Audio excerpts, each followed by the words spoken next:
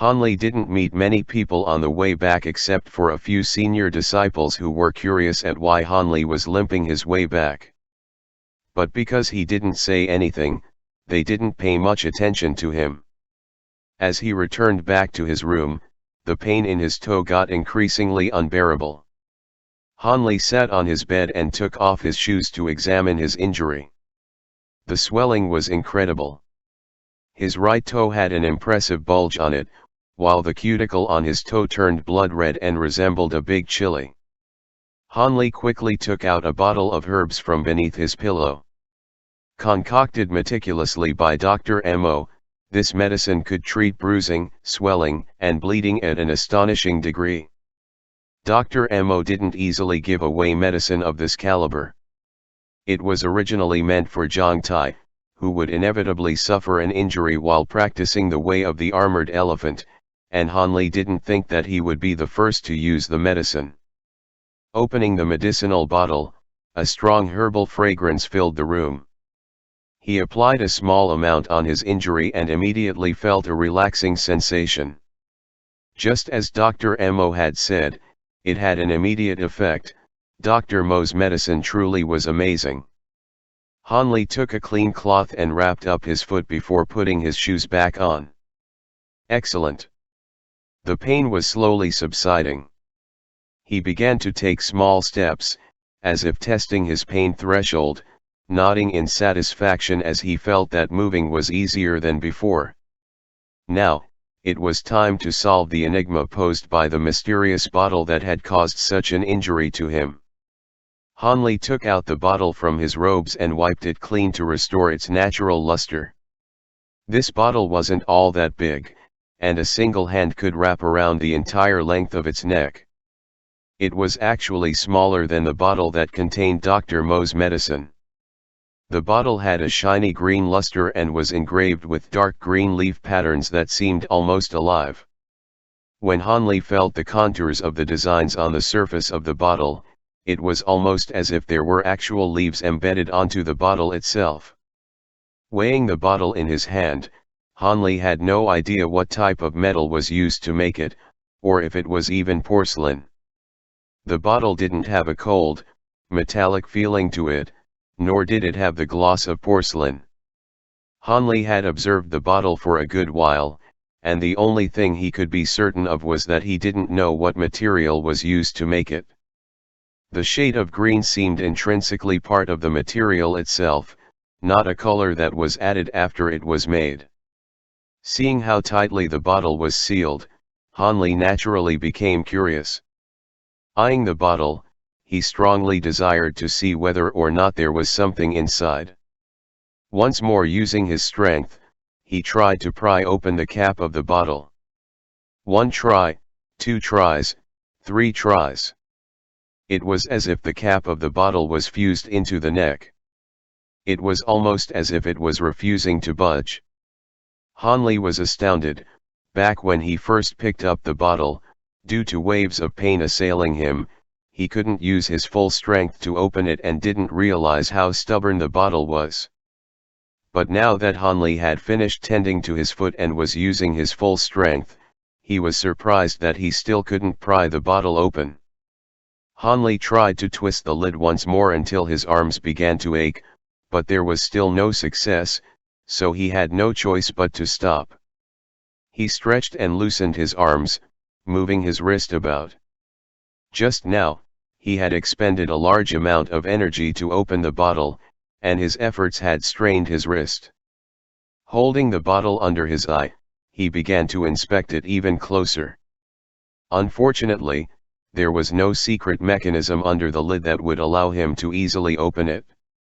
This made Han frustrated. He wasn't able to open the bottle, so how would he know if there was something inside or not? If it was sealed up this tightly, then there was definitely something precious inside. Han held the bottle tightly in his hand, looking at it with a vacant look. In the end, he had decided that he would let Jiang Hu, who was many times stronger than him, give it a try and see if he could open it. He knew that the current Jiang could easily lift over 10 buckets of water up and down the mountains as if it was nothing. These days, it was Jiang who refilled the water in the huge water tank every day. After making this decision, Hanli headed towards Jiang place, hoping that he would return soon. Waiting for someone was truly unpleasant. Hanli felt that time was passing by extremely slowly. Finally, after waiting for a long time, a creaking sound was heard as Jiang pushed open the door. Looking up, Hanli saw that Jiang was wearing only a thin piece of clothing. His entire body was steaming as he perspired freely. Hanli knew that this was the result of his cultivation, so he didn't find it strange. Seeing as Hanli was already in his house waiting for him, Jiang was stunned. But before Jiang could say anything, Hanli impatiently thrust the bottle towards him. "Brother Jiang, please lend me your assistance and help me open this bottle." "Where did you find this? It looks rather nice," Jiang remarked as he took the bottle. Zi. AI. This bottle is so tightly sealed. It's so hard to pry it open. What was used to make this? Jiang cut straight to the chase. He wasn't able to open the bottle either. "Gah! I can't do it, this bottle won't open." "Why don't you find a senior disciple to help you?" Jiang shook his head apologetically and handed the bottle back to Hanli along with the suggestion. "Even you can't open this." Hanli was getting more anxious and couldn't help but pace around the room. "AI? What happened to your leg?" Jiang inquired as he noticed Hanli's foot. "It's nothing, I kicked a rock on the road." Hanli didn't know why, but he didn't want to tell Jiang about his surprise encounter with the bottle just yet. Right now, he wanted to keep the bottle his own personal secret. Hanli was feeling very disappointed in his heart. He didn't want to sit around and chat with Jiang at the moment, and after briefly asking about how his cultivation was progressing, Hanli immediately left the room and returned back to his own place to think of a way to resolve his personal problem. Returning back to his room, Hanli put the bottle on the table and stared intensely at it. At the same time, his mind was trying to think of solutions to open the mysterious bottle. Hanli tightly grasped the bottle with his hands, and with anger in his eyes, used his entire strength to smash the bottle against the table. "If I can't use my own body's strength, then I shall use other means to break it open," decided Hanli after thinking of numerous ways to open the vexing bottle. Hanli had long since figured out that using brute strength and violence was not a solution. This type of method, although simplistic and crude, was usually the most effective. But the moment he thought of that beautiful bottle with its mysterious and intricate designs being smashed into smithereens, Hanli could feel a dull ache in his heart pulling him back, causing him to be extremely unwilling to let go of such a beautiful treasure. If there were any other methods to open the mysterious bottle, Hanli would choose those instead of using brute force. If he asked the other senior disciples for help, they might be able to open it, but Hanli had unknowingly started to treat the mysterious bottle as a treasured item and was extremely reluctant to let others know of its existence. The current Hanli was completely captivated by the mysterious bottle. Although he knew that it might just be an empty bottle, he was still willing to bet that the bottle was protecting something precious. The more he was unable to open the bottle, the more his curiosity grew. If he couldn't solve the mystery inside the bottle, then he would never be able to sleep well at night. After he decided on his next course of action, Hanli stealthily sneaked into a tool shed, selected a small iron hammer from the multitude of tools lying about there, and brought the hammer back to his residence. Back in his house, Hanli pried half a brick from a corner in his room and placed the bottle on top of the brick. Hanli raised the hammer with his right hand, and swiftly smashed down onto the bottle's body. Pen. Afraid of using too much strength and accidentally smashing whatever was inside, Hanli used only a fraction of his strength in order to test the bottle's hardness. Only after inspecting the bottle and finding that it was undamaged did Hanli relax. He started increasing the amount of strength he used in each strike. Pen. 50% strength. Pen. 70% strength. Pen. 100% strength. Pen. 120% strength. Hanli exerted more and more of his strength into each hammer blow. As the motions of his arms got more and more frantic, the speed of the blows grew faster and faster. Even after he had cracked the brick underneath, the bottle lay there innocently without a single scratch on its surface. Hanli was dumbstruck, unable to comprehend the hardness of the bottle. Using his hands to feel its surface, there were no traces of damage. That glossy green surface remained unblemished without any signs of Hanli's furious attempts. This was completely beyond Hanli's expectations. Hanli was absolutely certain now that this bottle was made from an extraordinary material. There was a great possibility that this item was lost by someone of a high status. The owner may have already sent people to comb the mountainside in search for this mysterious object. If Hanli wanted to keep it, he had to be sure to hide it in an extremely secretive location and not let others know of its existence. In his heart, Hanli followed the philosophy of finders, keepers, losers, weepers. As long as one did not obtain the item by stealing or robbing, to Hanli, the item obtained was his by right. If it was some ordinary item, Hanli might have been willing to return it back to the owner, but this mysterious bottle? Not a chance. Looking at the bottle, he surmised that this item had most likely been misplaced by either some rich kid from a big family or someone with a high status. Sadly, Hanli did not have any good impression of people from both of these categories.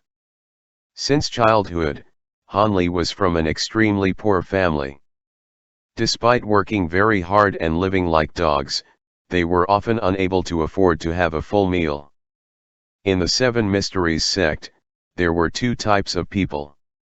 The first type were those who threw their money about, wasting it on decadent luxury.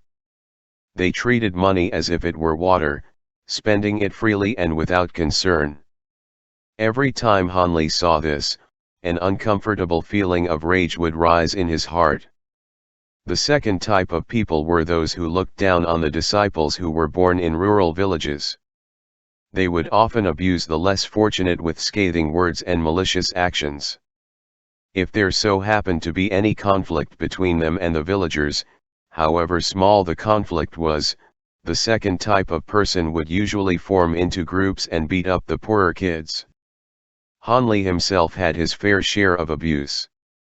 He had been beaten up by the rich kids until his face was swollen and he was unable to get up from bed, and had to rest for a few weeks in order to fully recover. As for those within the sect that possessed both money and status, Hanli also did not have good impressions of them. A good example was Protector Wang. Despite accepting his third uncle's bribes, Protector Wang did nothing to aid Hanli when he was taking the test.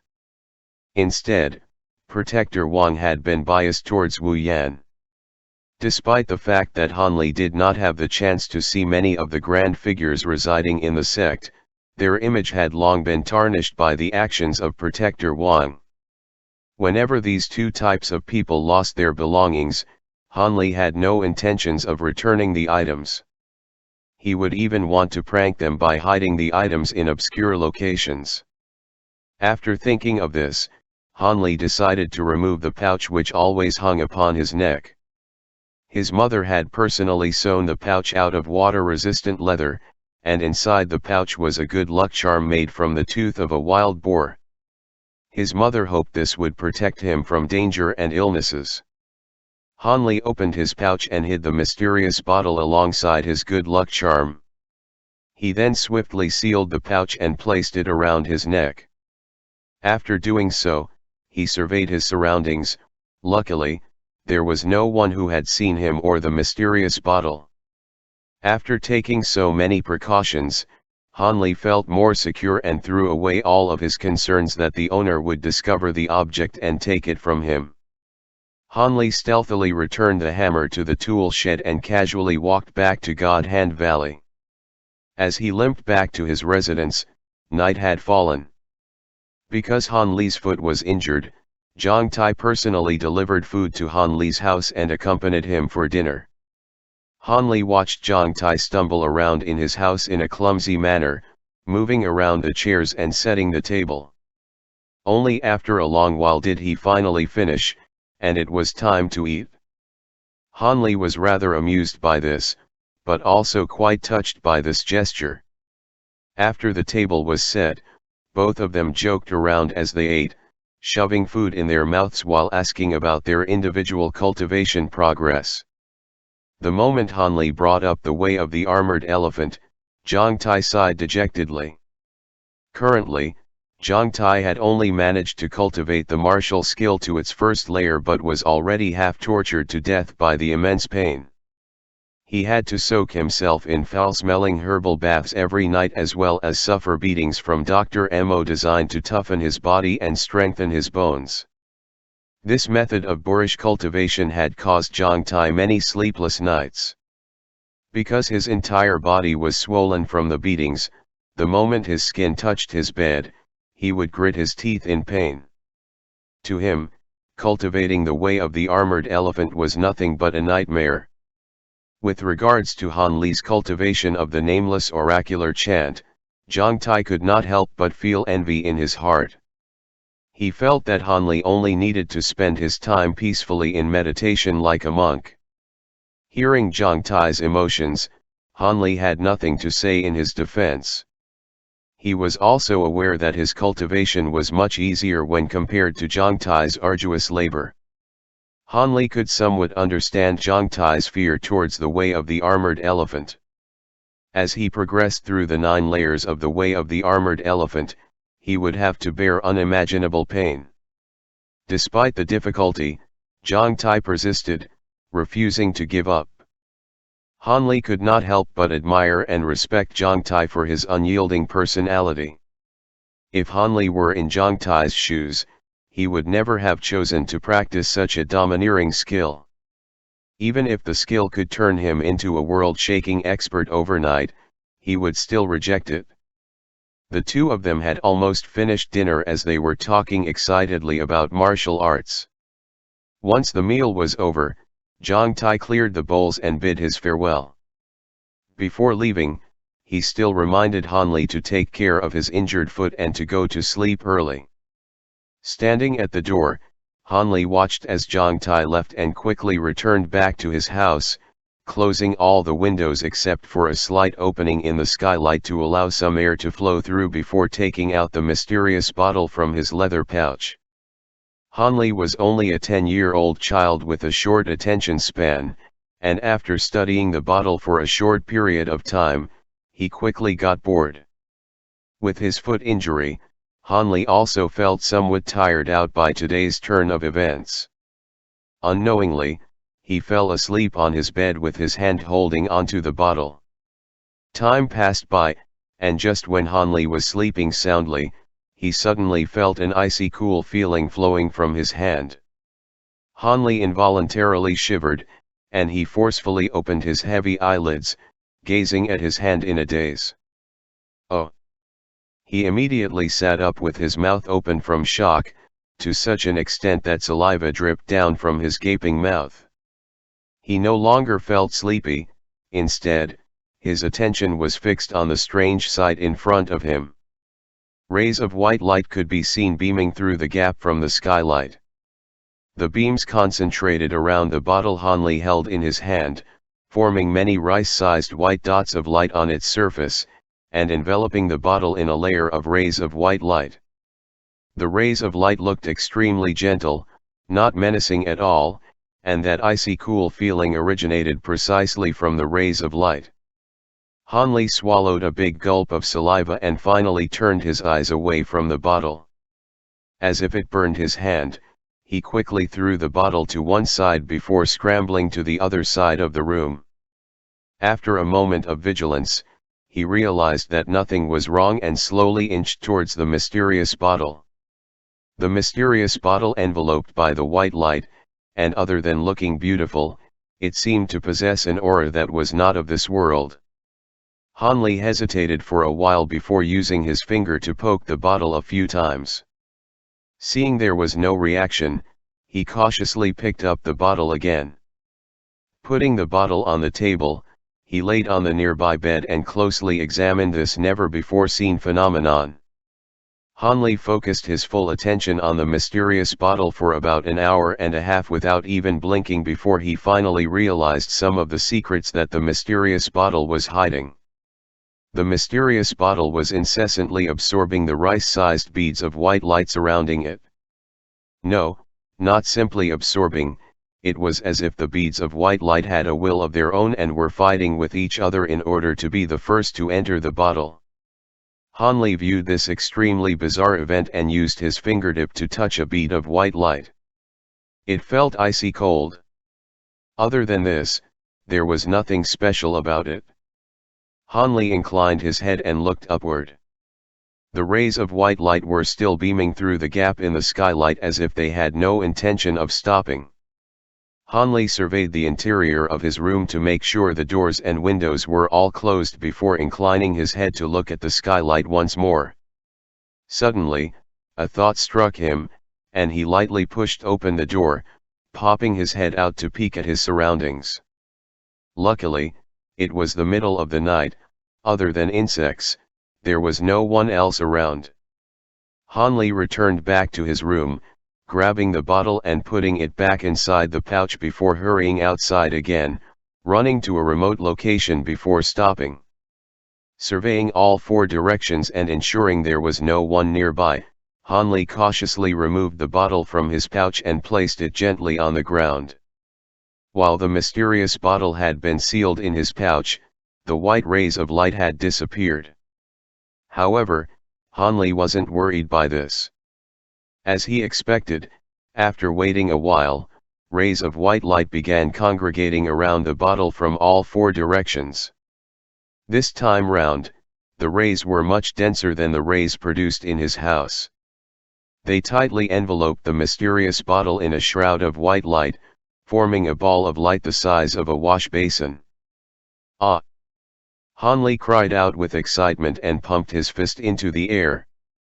By doing so, he revealed that he was indeed still a child. His assumption seemed to be correct. When the bottle was in the dark room, the amount of light attracted to it was quite small. But when in a wide and open area, the amount of light attracted to it was far greater in quantity. But what caused the light to gather? What use did it serve? Although he didn't know the answer, Hanli felt he was close to solving the riddle behind the mysterious bottle. Hanli knew that he would soon unravel the secret of the mysterious bottle, which made him tremendously excited. At dawn, the light that had gathered around the bottle slowly faded away.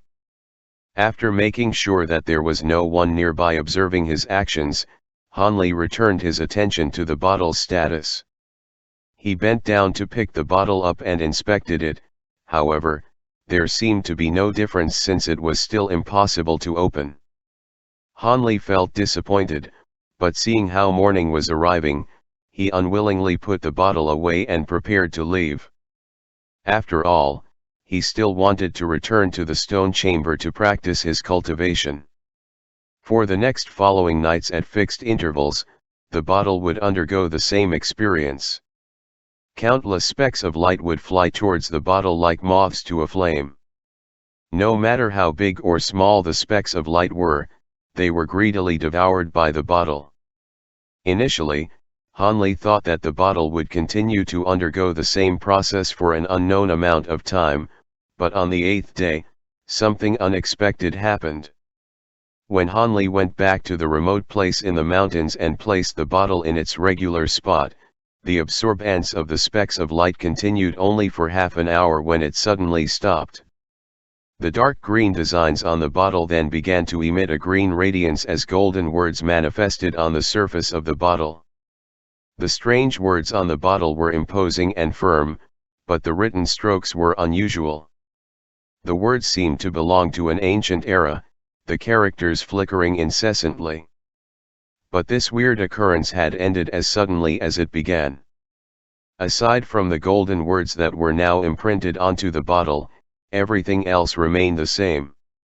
After seeing so many strange things happening with the bottle in the past few days, Hanli was no longer as surprised as he had been in the past. Even the appearance of the golden words did not surprise him very much. Casually grasping the bottle in his hand, he tried to open the bottle on a whim, and much to his extreme surprise, the lid popped off with barely any effort. No way. Hanli stared at the bottle in shock.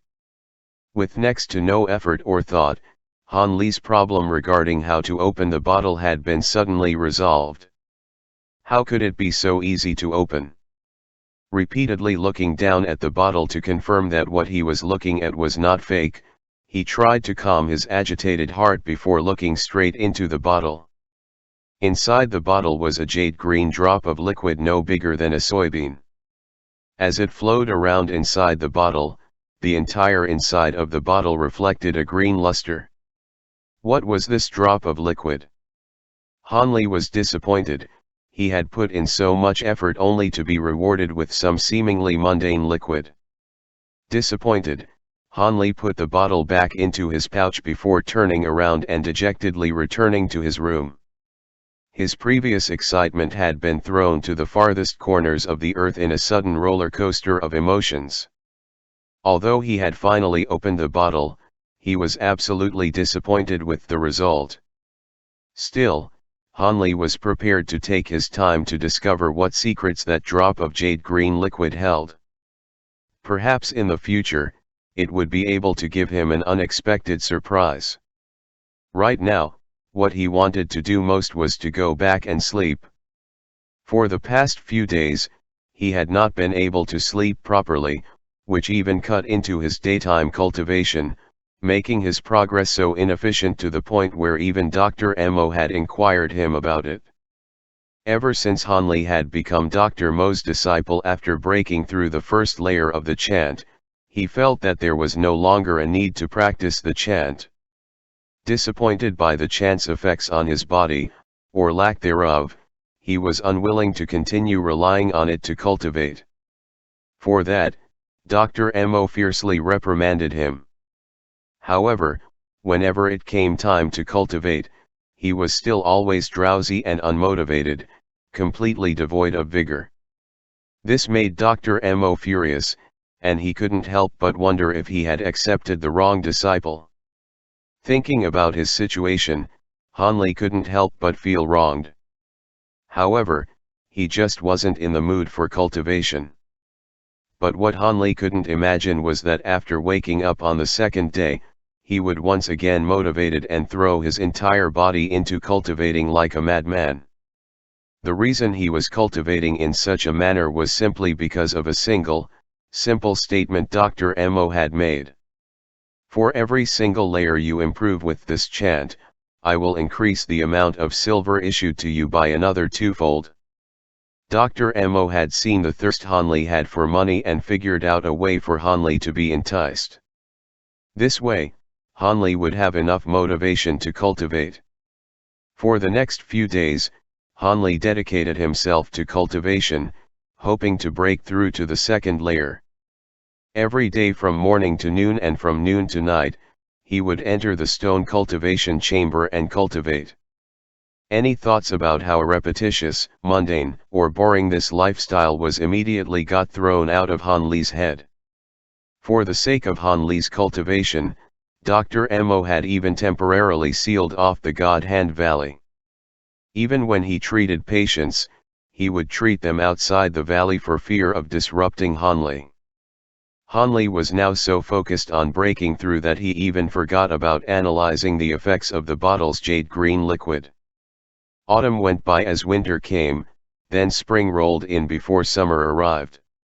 In a flash, 4 years had gone by, and Hanli was now 14 years old. He grew up to be a taciturn, determined, and tan-skinned rustic youngster. Based on his external appearance alone, he looked no different than any other common peasant farmer. His looks did not warrant any attention, he was not extraordinarily handsome, and neither did he have a noble's elegance. This was the result of living in the stone cultivation chamber every day. He would travel back and from there to his home. Occasionally, he would go to Dr. Mo's residence to learn about medicine and to read from Dr. Mo's collection of books. The entire valley was his world to live in, and thanks to his hard work, he had finally broken through to the third layer. Dr. Mo was extremely satisfied with the amount of effort Hanli had dedicated to his cultivation. However, he still felt that Hanli's rate of progress at breaking through to the next layer in the oracular chant was too slow. These past few years, the illness Dr. Mo was suffering from had been getting more serious. He would cough countless times a day, with the bouts of coughing getting more and more frequent while lasting longer and longer.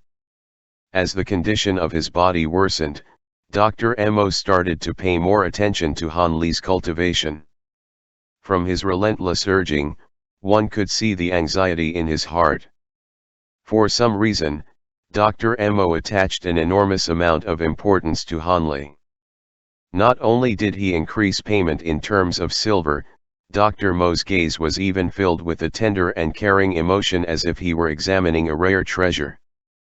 Despite this, Hanli, who had reached the third layer in the oracular chant, noticed an underlying truth with his extremely acute senses.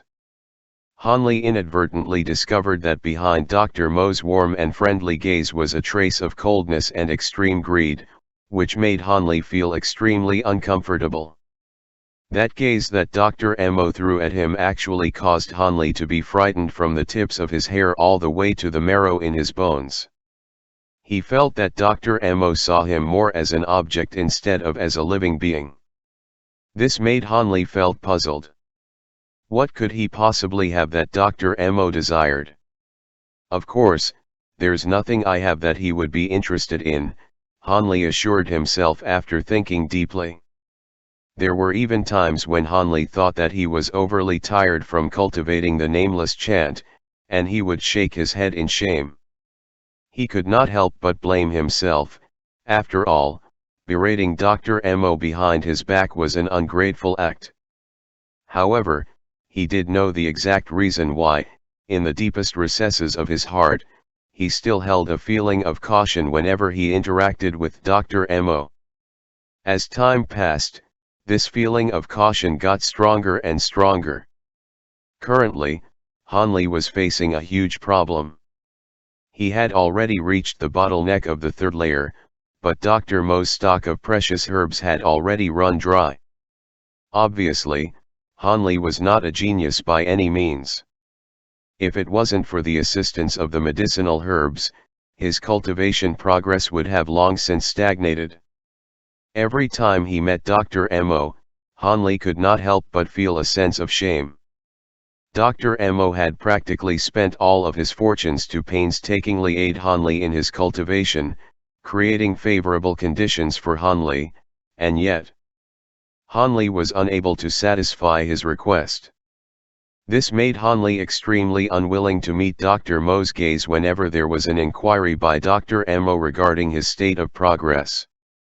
Strangely enough, for who knows what reason, the highly skilled Dr. Mo was unable to know Hanli's progress without being told by Hanli.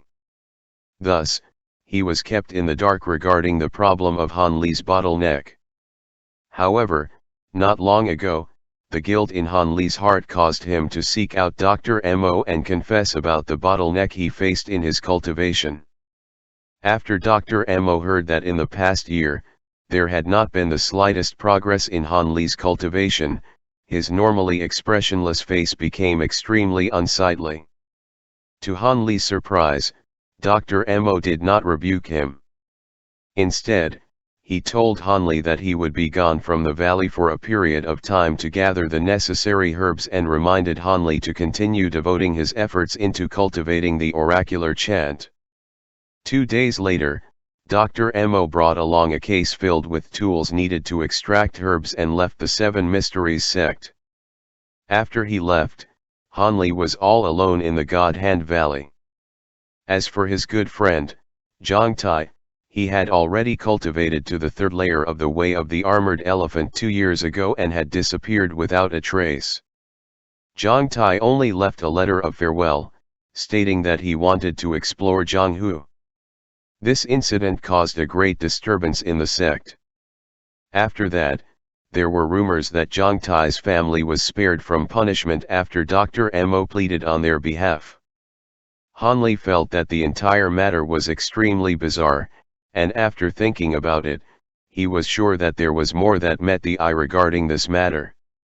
Regardless, Hanli held no position of importance in the sect, thus his words were ignored, and this matter had long since been swept under the rug. After contemplating, Hanli thought, could it be that Zhang Tai was so afraid of the backlash caused by the 4th layer of his martial skill that he ran away?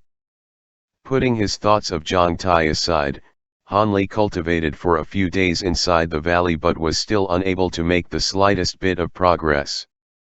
Since he was a hot-blooded male, he decided to explore the celestial Rainbow Mountains instead of staying cooped up in the God Hand Valley. As he walked along the mountain paths, the paths that he knew so well actually held a tinge of unfamiliarity, he could not help but feel slight traces of sadness in his heart. These past few years, because of his cultivation, it was as if Hanli was staying in a prison, unable to take a single step outside the valley.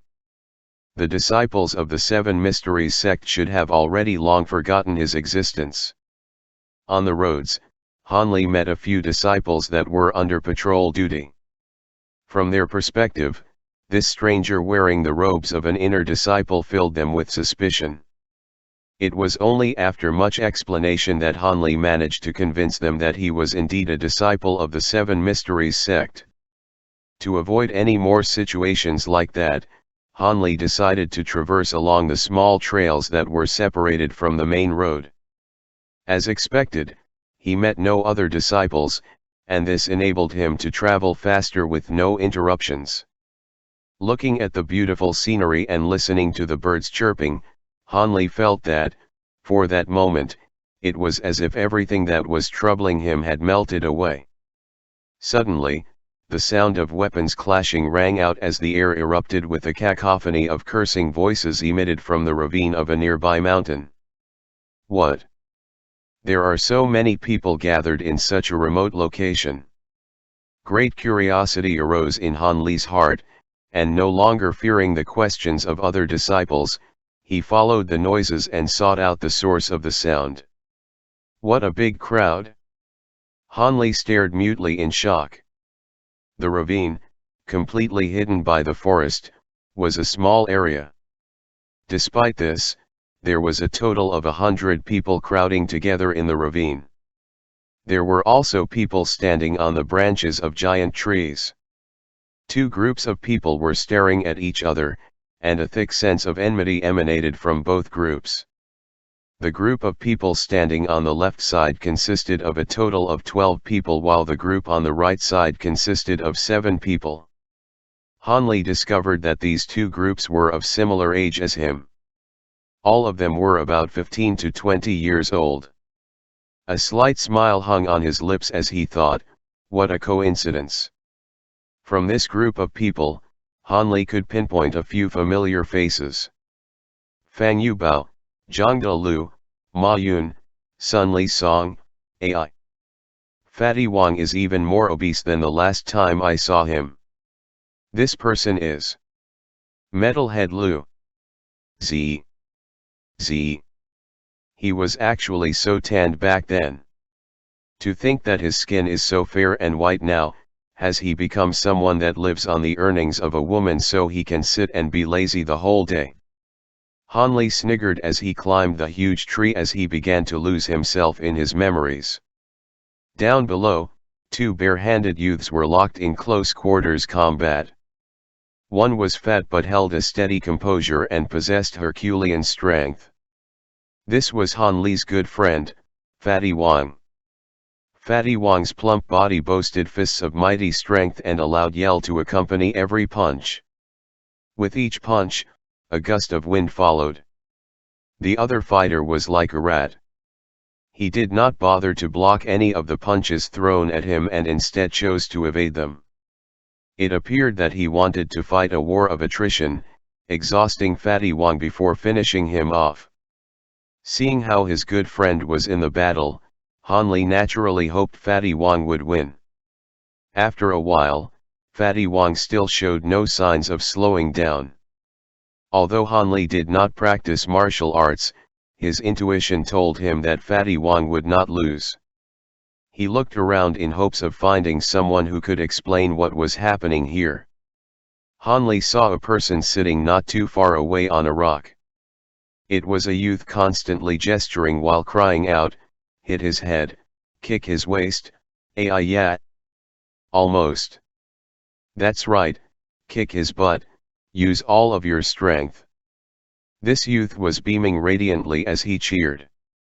It almost felt as if he was standing right next to Fatty Wang, giving words of encouragement as his personal coach.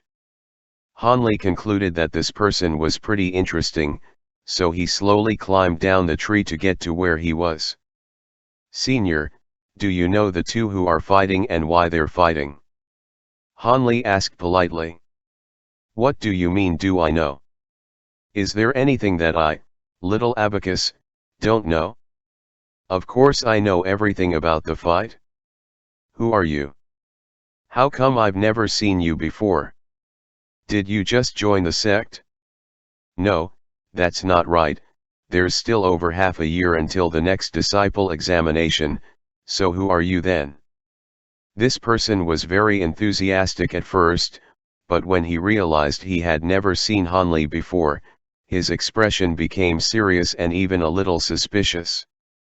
"I am Han Li, a friend of Fatty Wang, who is fighting there," Han Li replied simply. "Fatty Wang's friend? I know all of his friends, and you're not one of them." The person became more and more wary. "Oh, I've been in closed-door training for the past few years. Not knowing who I am is not surprising," Han Li half lied. "Is that right? You also joined the sect as a disciple 4 years ago? To think that there would be something that the omniscient me didn't know." He looked at Han Li's clothes, appearing to believe in Han Li's words. The person known as Little Abacus and Han Li talked about a few unrelated subjects until he finally answered Han Li's question. "Junior disciple, what you don't know is that this is all because of a woman. That is," the self-proclaimed smartapants said as he began to explain in great detail. Indeed, he seemed to know most of the sect matters that were floating around. It seemed that there were two people involved. One was called Wang Yang, who was Fatty Wang's cousin, and the other was Jiang Hu. The two were both disciples of the Seven Mysteries sect, but one was an outer sect disciple while the other was an inner sect disciple. While these two had grown up in the same town, neither of them had ever spoken with each other. This all happened because of a girl. The girl was betrothed to Wang Yang from an early age, but one day, while traveling back home, the head of the Jiang family had caught a glimpse of her and decided to give her to Jiang Hu. Using his money and influence, he had taken both her and her family, ignoring Wang Yang's engagement. This grievous news had dealt a heavy blow to Wang Yang as he had long since been infatuated with her. Knowing that there was no way he'd be able to oppose the Jiang family, he jumped to his death in the river. Even though it was a tragedy, his death should have ended the matter. But who could have guessed his close cousin Fatty Wang, after learning what had happened, would refuse to let his cousin go unavenged. After confronting Jiang Hu, the two vowed to duel, agreeing that the loser would be the winner's slave. Jiang Hu may have been arrogant, but he wasn't stupid. He understood that, in martial arts, he was inferior to Fatty Wang. He requested that he be allowed to bring friends who could help out and join in to fight multiple rounds. Fatty Wang readily agreed. Afterward, Jiang Hu used his money to look for disciples within the outer sect to help him. Although Fatty Wang was poor and had no money, he was a good friend to many disciples within the sect, and many of them had decided to come to his aid. As a result, many had come to show their support, which led to a great amount of hostility on the verge of exploding. Hearing this, Hanli had realized that this conflict had grown too serious to settle without any bloodshed. Unexpectedly, a small spar had blown up into such an enormous affair. You are here to help Fatty Wang, right? If they don't abide by the rules, then we will move in and beat them until they wet themselves in fear. Let them know that we peasants are not easy to bully. The youth spoke without stopping for a single breath. Hanli gave a bitter smile as he realized that he should not get involved. After all, picking a side would only serve to make enemies, and because of his few years of cultivation, his impulsiveness had long since been whittled away. Plus, Hanli had never learned any martial arts and wouldn't be able to beat even the weakest disciple. After watching the competition, it would be better for him to return back to the valley. Good. Suddenly, the youth cried out loud. Upon hearing the youth, Hanli turned his head back to look at the fight. As it turns out, Fatty Wang's enemy slipped up and was struck in the forehead by a large fist, smacking him to the ground already unconscious. Immediately, a part of the crowd cheered in support while the others had nasty looks on their faces. Fatty Wang's face had a look of pride on it as he pumped his fist upward. Slapping his butt, he walked swaggeringly back towards his side, smug about his victory. From Jiang Hu's side came two people who took the fainted disciple away. Then, each side produced one individual. One was carrying a saber while the other carried a sword. Each of them had fiery looks on their faces, but neither said a word. Holding their weapons up, they began to clash, the sound of ringing metal quickly filling the air. Their weapons could only be seen as flashing blurs as the saber and the sword clashed with no clear victor. Hanli wasn't able to keep up with the fight at all, only understanding that the fight was very intense. The difficulty or effectiveness of their movements and which person had the advantage were far beyond his scope of knowledge. Junior disciple Han, I don't know which master you've trained under, but I'm sure your martial arts has made massive improvements after training in isolation, right? Little Abacus curiously asked.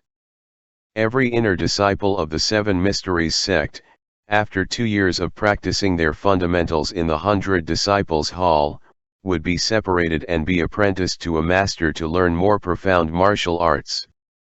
Only after they finished their apprenticeship would they be able to hold a permanent position within the sect. In the case that a disciple displayed remarkable strength in the disciple examination, they wouldn't even need to practice fundamentals for 2 years. Instead, they would directly enter the 7 Supreme Division, where the sect leader or vice-sect leaders would personally impart some knowledge onto them, giving them a formidable advantage akin to a carp leaping over a dragon gate. 1. Within those 2 years of practicing one's fundamentals, those with outstanding potential would also be noticed by some elders and accepted as their personal disciple.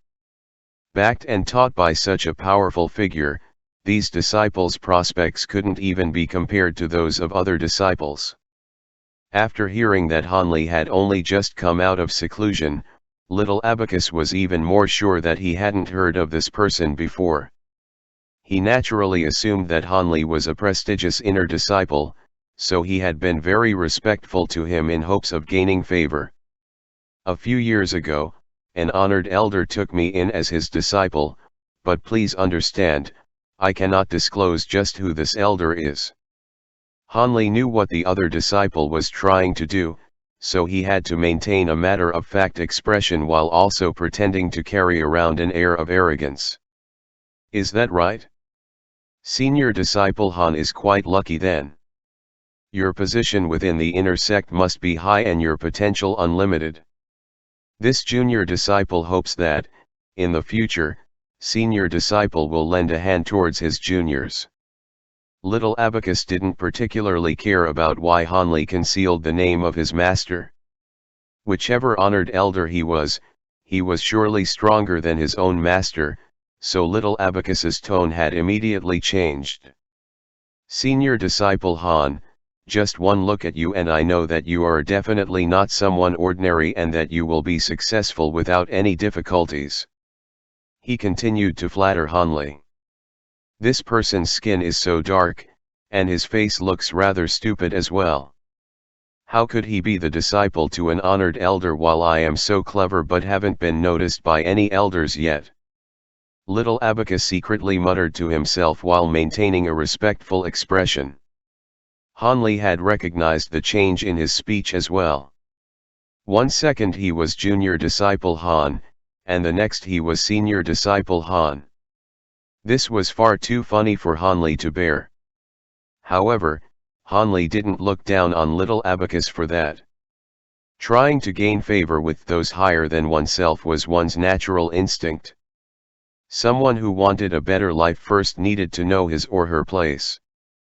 The people who understood this were ones who were successful in life. But what was most disappointing was that the words Hanli had just said were primarily true. Hanli could only be considered nothing more than smuggled goods when compared to those true personal disciples of honored elders. Any other disciple of the Seven Mysteries sect could easily beat him. If he were to try to flaunt his status and be arrogant, the truth would be quickly revealed. Hanli forced out a smile as he calmly listened to little Abacus's flattery. It was almost as if he were at a dinner party. Senior disciple Han must be strong in martial arts. If he were to enter the ring, he would definitely beat these fighters into sorry states. Definitely, little Abacus continuously flattered Hanli while also watching the match. AI. How strange, such a prestigious disciple should have formidable internal strength, but why does he look utterly unimpressive? He looks scrawny and weak, and his eyes don't have the shine of those who had broken through their acupoints. No matter how closely I look, he is nothing but a normal kid that doesn't know any martial arts. Little Abacus became more and more bewildered. The outcome has been decided. Hanli's light voice had immediately broke little Abacus from his pondering. Surprised, little Abacus swiftly looked back at the ring. As it turns out, the saber wielder had his weapon knocked to the side. One arm was limp, while the other clutched at a wound. His face was ashen, but he did not declare his surrender. This wasn't surprising since the strength between the two disciples wasn't all that much different. If he hadn't slipped up just then, they would have been evenly matched. When little Abacus saw this, there was a look of disappointment on his face, and he said softly, "What a shame." "What's wrong? What do you mean by shame?" Hanli didn't see anything noteworthy, but it seemed that this was not the case for the youth next to him. If Fatty Wang's team had won this fight, then this would have been their third victory, and their best 3 out of 5 contest would have ended. It's a shame that he couldn't end it here. Oh. But that doesn't matter. Right now, the remaining person on Wang Dopang's side is our strongest disciple in martial arts. He uses the lightning-fast saber, which is incomparably fierce and able to smash through metal. Haha. To be able to witness senior disciple Li's strength firsthand, I didn't come here for nothing. No matter who appears on Zhang Changgui's side, our victory is assured. Little Abacus, who was just depressed about their loss, quickly became excited once more as he began to talk about this senior disciple Li. 2. So this will be the final match? Hanli asked. He wondered who the senior disciple Li was. It seemed he really knew nothing about the major figures in the sect. At this moment, a grim figure came up to Fatty Wang's side. The youth was holding a long saber as he walked up to the middle of the ring. Without saying a single word, he closed his eyes. Senior Disciple Li. Senior Disciple Li. Senior Disciple Li. Seeing this youth come up to the ring, everyone grew excited as they all began to call out his name. With each shout, they grew louder until they eventually began to shake the entire ring with the magnitude of their voices. At this moment, there wasn't a single person that was cheering for a specific side, there was only one unanimous cry for this youth. Is this senior disciple Li very famous? What's his background? Han Li was extremely surprised by the senior disciple Li's popularity. You don't even know who senior disciple Li is. Well, I was in seclusion for a few years. Oh yes, I had actually forgotten. Pardon my terrible memory, I just always thought that there were no disciples in the Seven Mysteries sect who didn't know about senior disciple Li. It was this preconception that caused me to accidentally forget about your seclusion. Little Abacus suddenly realized as he hurriedly apologized. Could you tell me more about this senior disciple Li? Senior disciple Han, of course I can. Well, every junior disciple within the sect knows the story of senior disciple Li. Little Abacus, seeing senior disciple Li's opponent hesitating, took this opportunity to explain the legend of senior disciple Li to Han Li. Senior disciple Han, I don't like to boast, but the story of senior disciple Li is known to both the junior and senior disciples of the Seven Mysteries sect. After a short introduction, Little Abacus began to reveal the story of senior disciple Li, and the story was legendary indeed. This senior disciple Li entered the sect about 4 years ago but was from a different batch than Han Li. He too failed the preliminary test and entered the sect as an unofficial disciple. But after half a year, not only did he achieve the best results out of all the unofficial disciples in his group, he also sparred with the other senior disciples. Defeating over 30 senior disciples single-handedly and breaking many records, senior disciple Li had gained a lot of attention from the higher-ups in the sect.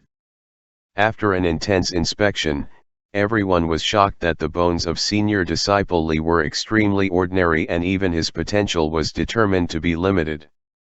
This made all the higher-ups disappointed, so none of the higher-ups accepted him as their personal disciple. After the 2 years of basic training, he was delegated as a disciple of a protector and only managed to learn the most basic of martial skills in the Seven Mysteries sect.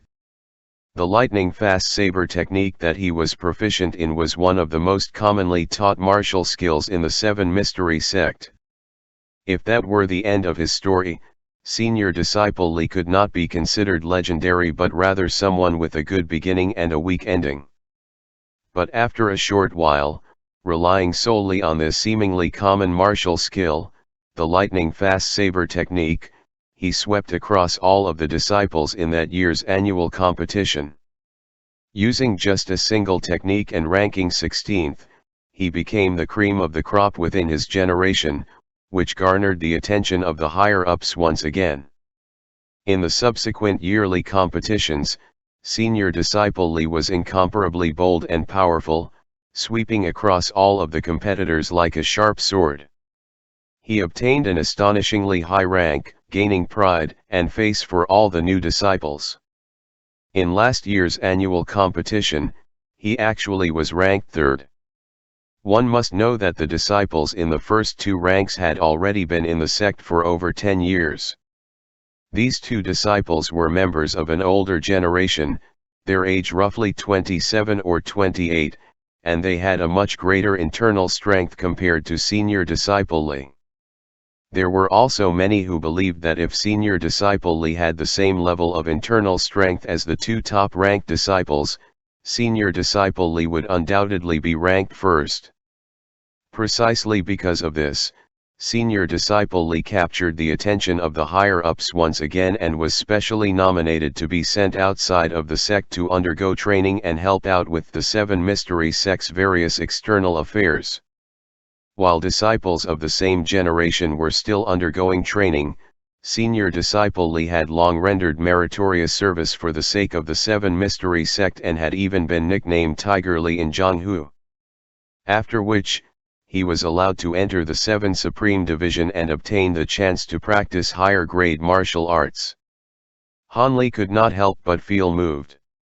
After he heard the story, if everything he heard was real, then Senior Disciple Li was indeed extraordinary. Senior Disciple Li started as an unofficial disciple and yet he could achieve the results he had today. How admirable indeed. On Zhang Chengui's side, they reluctantly sent someone out after a long period of discussion. The disciple they sent out looked to be relatively strong, unsheathing a gleaming sword with the thickness of a finger from the scabbard that hung around his waist. The disciple holding the sword was certainly not a person with an ordinary background. After Senior Disciple Li sensed that someone entered the ring, he slowly opened his eyes, which seemed to be filled with radiance. Suddenly, Senior Disciple Li loudly shouted. His sudden shout, akin to a thunderclap, reverberated throughout the entire region, causing buzzing sounds in everyone's ears. His opponent was likewise affected by the shout and an expression of fear began to surface on his face. As he shouted, Senior Disciple Li had already drawn his saber. With a flash of movement, one deceptive action released over tens of blade shadows, trapping his opponent in an encirclement of numerous blades. However, Senior Disciple Li's opponent was quick-witted and vigilant. Although he had panicked slightly, the movement of his sword was insidious and crafty, and he managed to parry all of the blade strikes with an impenetrable defense. Who is this person? Han Li could not help but ask. He is the son of the 5th elder, Zhao Ziling. The skill he executed, willow swordplay, is extremely tough to fight against. How good is he compared to Senior Disciple Li? Naturally, Senior Disciple Li is still stronger. Little Abacus said with pride glowing on his face. Why didn't Zhang Chenggui send out a stronger expert instead? He. Zhao Ziling is already the strongest among them. Among us, the junior disciples, who would be able to defeat Senior Disciple Li? No matter who they send, it's useless. Little Abacus gloated with a hint of taking pleasure in their opponent's misfortune. Indeed, although Zhao Ziling's swordplay was not chaotic, he lacked any killing intent. He was pressured almost to the point of defeat by Senior Disciple Li, and those with more experience could tell with a single glance that Zhao's defeat was only a matter of time. Han Li watched for a moment before another suspicion rose in his heart. There is one thing I still find strange. Why are all the disciples here of the younger generation? What about all of our seniors? Even if the rules prohibit them from entering the fight, for the sake of excitement, there should still be 1 or 2 coming to spectate. However, there isn't even a single senior disciple. Why is that so? Han Li candidly voiced out the suspicion in his heart. Little Abacus, after hearing Han Li's question, had a total change in his expression and had a bizarre look on his face as he gazed at Han Li. This made Han Li feel extremely puzzled. Could it be that he had asked a question that was considered taboo in the sect? Senior Disciple Han, you are really deaf to the outside world. This was such a massive event in the sect and yet you didn't know about this? Even though you were in seclusion, your master should have spoken of it to you. Little Abacus's tone seemed to get more and more suspicious. After hearing the question, Han Li did not even bother to speak. Instead, he took out a medallion and passed it over for Little Abacus to inspect. Senior Disciple Han, What are you doing? When have I ever doubted you? How could I not believe you? The moment I saw you, I realized that you looked familiar. I must have met you a long time ago, he. Little Abacus quickly scanned the medallion, and upon finding out that Hanli was indeed the disciple of some elder, he frantically laughed to defuse the tension. Now, can you tell me? Hanli was still concerned about the question he asked earlier. Of course, there's no problem. Damn, this is terrible, I hope I didn't offend this guy. Little Abacus mumbled as his heart shuddered, then he told the whole truth of the matter to Hanli. For the past few years, the Seven Mysteries sect and the feral wolf gang had more and more clashes for the sake of control over the nearby wealthy towns. In total, the two major powers had over 10 clashes, and they both suffered plenty of casualties. Trained as mounted bandits, the members of the feral wolf gang were extremely ferocious, as if they were unafraid of death, and they would go berserk at the sight of blood.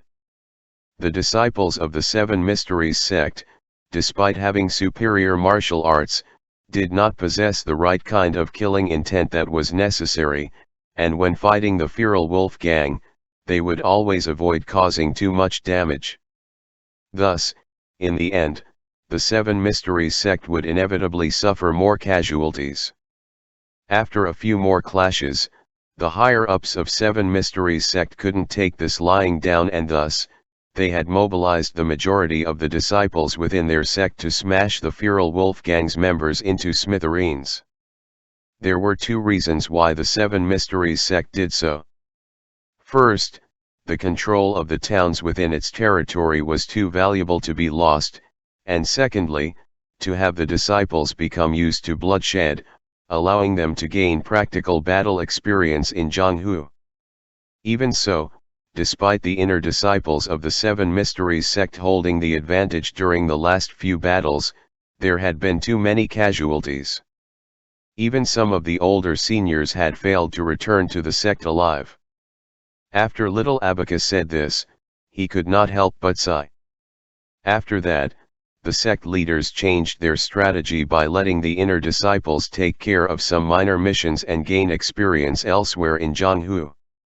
After they were more used to combat, they would come back and join in the fight against the feral wolf gang.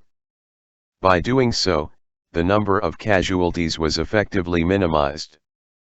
Now, after each inner disciple had 2 years of training in the sect, they would be sent down the mountain to take charge of some minor missions to gain experiences before they were tasked to fight against the feral wolf gang.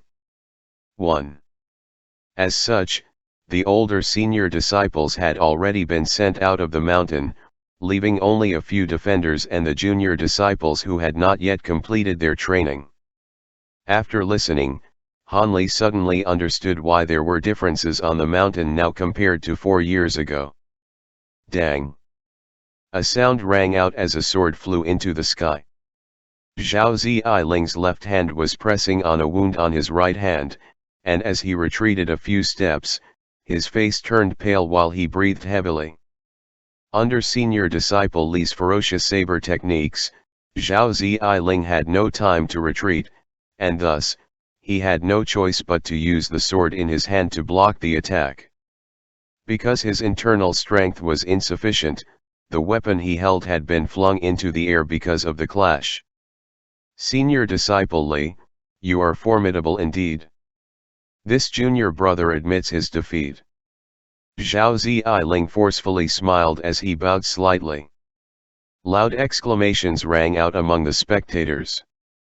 Senior disciple Li, what a graceful martial skill. Senior disciple Li, excellent saber techniques. Senior disciple Li, please give me some guidance.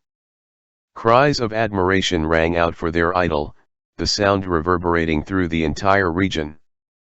Senior disciple Li kept the huge saber lifted in the air while his cheeks turned red. Initially, it seemed that he wanted to say something, but his expression suddenly changed as he furrowed his brows as if thinking of something. Senior disciple Li said coolly, I still have urgent things to do. Goodbye. Turning around, Senior Disciple Li relied on a movement technique to swiftly leave the area. Zez.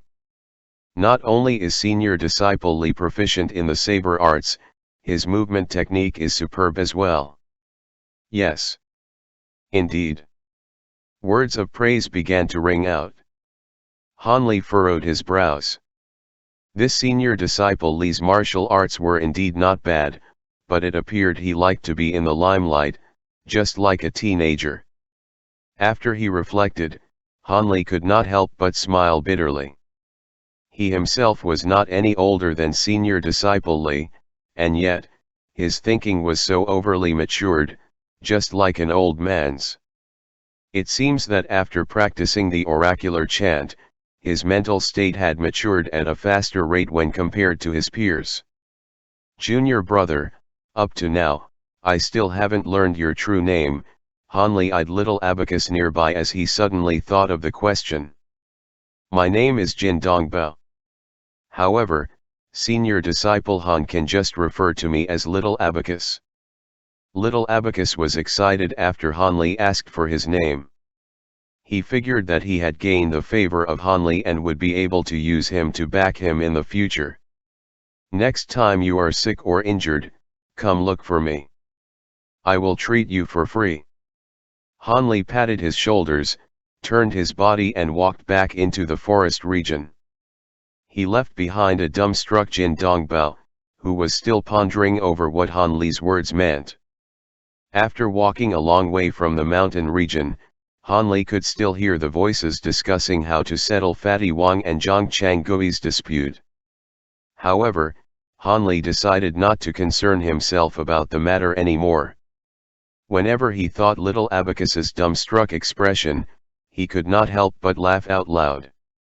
His small excursion outside the valley had indeed lifted his spirits, and he was no longer as depressed as before. He ventured out of the forest and walked straight ahead. A small creek appeared at the end of the path. Han Li inclined his head upwards and looked at the fiery hot sun before lowering his head to avoid the glare and to drink some water from the creek. He felt that taking a bath right now would not be a bad idea. As he bent downwards, with both of his hands entering the cool creek water, a voice filled with pain suddenly sounded out and reached his ears. Han Li was surprised. To think that there would be people in such a remote region. Following the sound of the voice, Han Li wandered upstream and found a person wearing a disciple's robe lying on the ground, his body convulsing while his limbs flailed about. The moment Han Li saw the person, he knew that the disciple was suffering from an acute illness, and if he didn't help now then the disciple's life would be at risk. Han Li rushed over and took out a wooden box from his robes. From the wooden box, he drew out silver needles that seemed to reflect light as he pierced them into the acupoints on the disciple's back. After he was done with the acupoints on the disciple's back, he turned the body of the disciple around and began to work with the acupoints located on his chest. When he turned the disciple's body over, however, Han Li sucked in a deep breath. He was shocked beyond measure. This person, who was flailing about just now, was none other than the Senior Disciple Li that participated in the battle earlier. Stunned, Han Li could only gaze at the facial features of Senior Disciple Li. The current Senior Disciple Li did not have the air of a peerless expert at all. There was no heroic demeanor to be seen anywhere, only a cold face full of pain and suffering as his features contorted together and white foam leaked from his mouth. It was obvious that Senior Disciple Li was suffering from too much pain to bear, and he was almost to the point of being unconscious. Han Li regained his calm as he muttered to himself. Akin to flowing water, Han Li's hands began to prick the acupoints on Senior Disciple Li's body continuously with over a dozen needles. When he finished piercing the final needle, Han Li wiped the beads of sweat that had formed on his forehead and released a breath. The usage of the silver needles and the strength needed to pierce each appointment exhausted a huge amount of energy from him. After Senior Disciple Li's body was riddled with silver needles, he finally woke up and regained consciousness. "You are," Senior Disciple Li tried to say something, but he didn't have enough strength and couldn't say more than a few words. "I'm from God Hand Valley. Save your breath and slowly recover your strength. I can only inform you that your illness is very strange. In my estimation, only my teacher, Dr. Mo, would be able to save you. But unfortunately, he is currently away from the mountain." Han Li took the pulse of Senior Disciple Li as he furrowed his brows in thought. "The Medici N.A. is," Senior Disciple Li's face paled as his lips shivered, lifting his arms to gesture at something, but he was unsuccessful. "You have medicine to cure the illness on your body." Han Li roughly understood his meaning, and he questioned Senior Disciple Li. "Yeah." As Senior Disciple Li saw that Han Li understood his meaning, relaxed his features and nodded his head. Han Li was no longer polite as he searched Senior Disciple Li's body for the antidote. He found many useless items, and amongst them, there was a small white jade bottle which he took out. This bottle was made of expensive material and was also tightly sealed. He guessed that this was what Senior Disciple Li was looking for. As he took the bottle and glanced at Senior Disciple Li, his guess turned out correct. Senior Disciple Li's expression was full of joy as he frantically blinked his eyes. Han Li unsealed the bottle, and contrary to his expectations, there was no fragrance of herbal components drifting out, but rather an extremely pungent odor. The moment Han Li smelled the odor, his expression turned nasty, and he cautiously took a pink pill out from the bottle.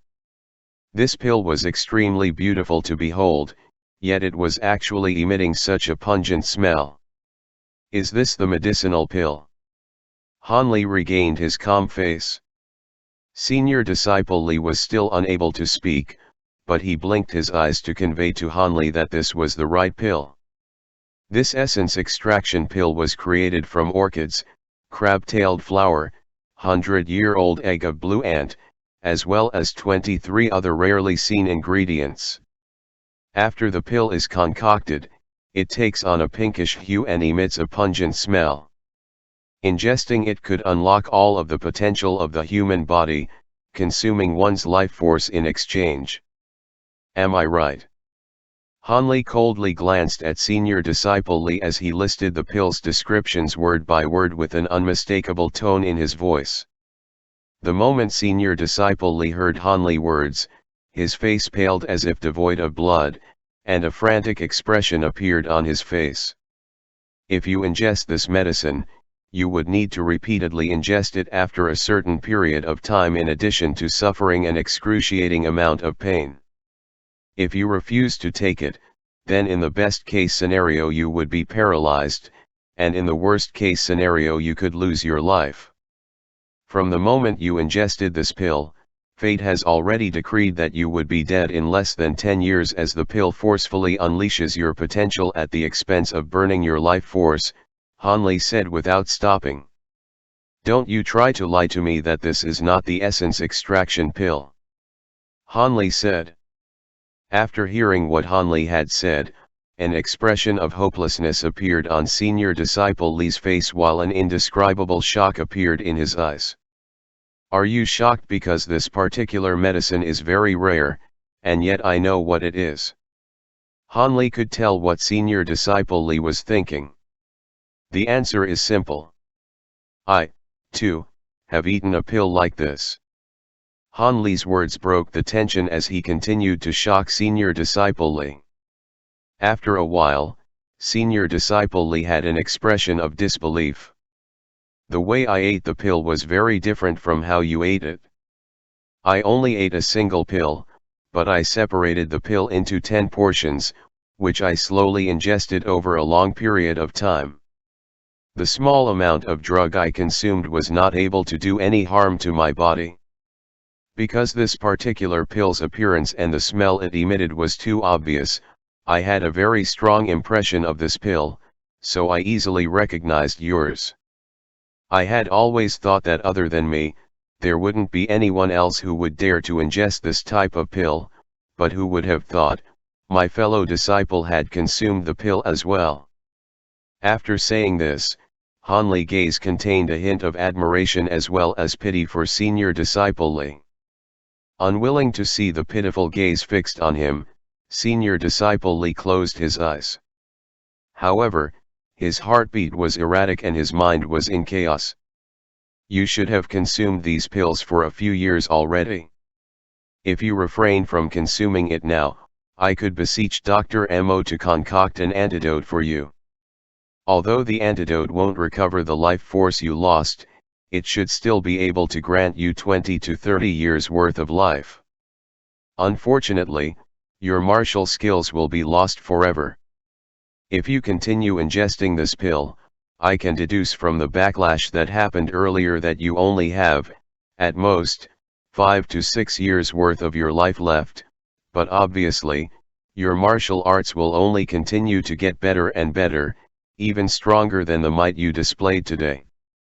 Since you dared to eat such a pill, this tells me that you are a person with an iron will. Since only you can decide your own fate, do you want to throw this medicine away or keep relying on it?